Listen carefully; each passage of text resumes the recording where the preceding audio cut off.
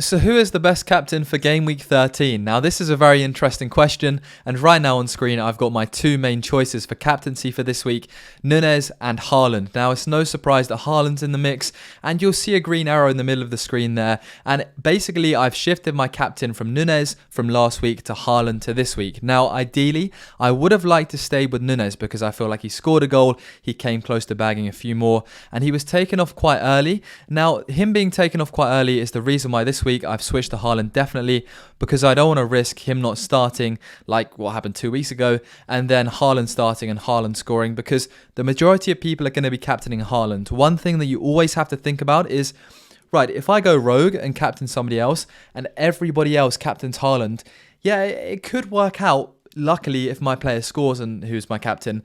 But if the guy that everybody captain scores, it now is bad for you because everybody's going to overtake you basically. So, there's a high risk element of not captaining Haaland, but I was willing to take it this week up until Nunez got injured. So firstly, why do I think Nunez is a great person to have in the team right now, and why would I be willing to captain him?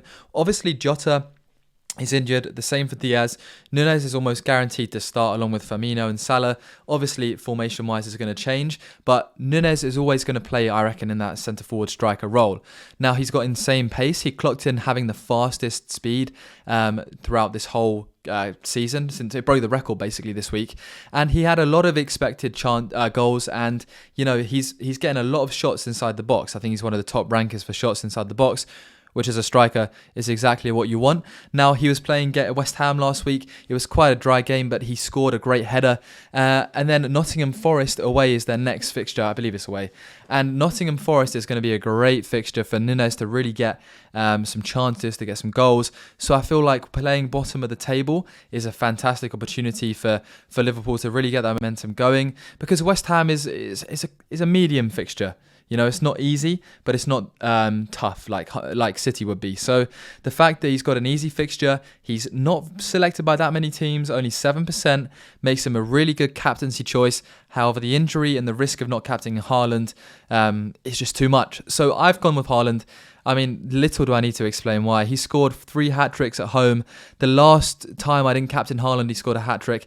Then I didn't captain him again. Then he scored a hat-trick. And then I captained him. He scored another hat-trick. And then he captained him again against Liverpool when he didn't do anything. But moral of the story is, Haaland at home is a beast. Brighton is struggling to score right now. And also Brighton, I watched the game at the weekend, midweek. They dominated the game, but they still conceded quite a few chances. So it's going to be a very interesting one to see how they line up against the likes of Haaland. I think that he's a positional mastermind. He's going to get a few goals against Brighton. They're not in the best form. Haaland's form is fantastic. Although, man, I would have loved to captain Nunez, but the risk at this moment is too big. So yeah, they're my two main captaincy choices, and here's why I went with Haaland. And yeah, guys, take care. Thank you.